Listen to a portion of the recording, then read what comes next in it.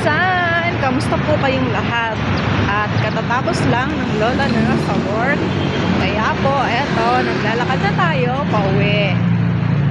Actually guys, tinatamad ako magmotor. Kaya hindi ako nagmotor. Kapag tinatamad ako magmotor guys, nag-jeep lang ako. Pauwi ng bahay. Kaya eto guys, ang lola nyo, naglalakad kasi tinamad ako magmotor guys, kaya hindi ko ginagamit yung motor ko.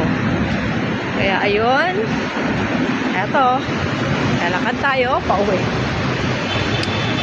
Yun guys. Tapos guys, ang ganda ng panahon ngayon.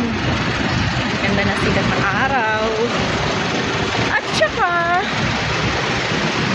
ayun na nga, ang unang naisip ko ay nakakagutom na mga guys. Kailangan na natin umuwi para makapagluto ng pagkain.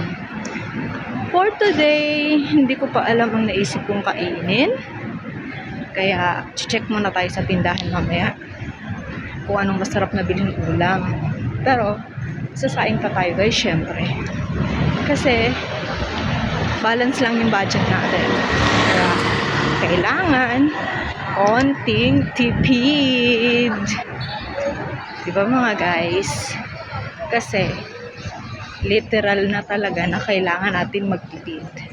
Pero, hindi naman to the point na kailangan natin sobrang tipirin yung sarili natin. Like, pag may gusto tayong bilhin, lagi na lang natin sasabihin, saka na lang.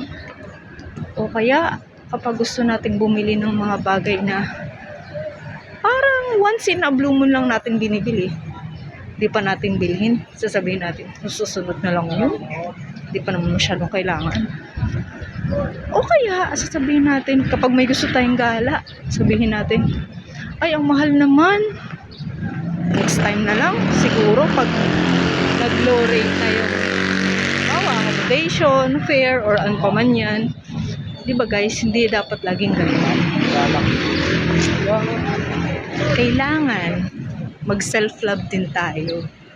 Kahit may jowa tayo o wala, pagkasunduan natin kung mayroon tayong jowa. Kasi hindi naman pwedeng palagi na lang tayong tatrabaho. Diyos ko, ano ba tayo? Robot nga, sumusuko eh. Tao pa kaya, di ba guys? Kaya ayun. Tapos, ayun. Kaya need natin mag-self-love. Yun lang mga guys. Mamaya na lang ulit. Ingat kayo.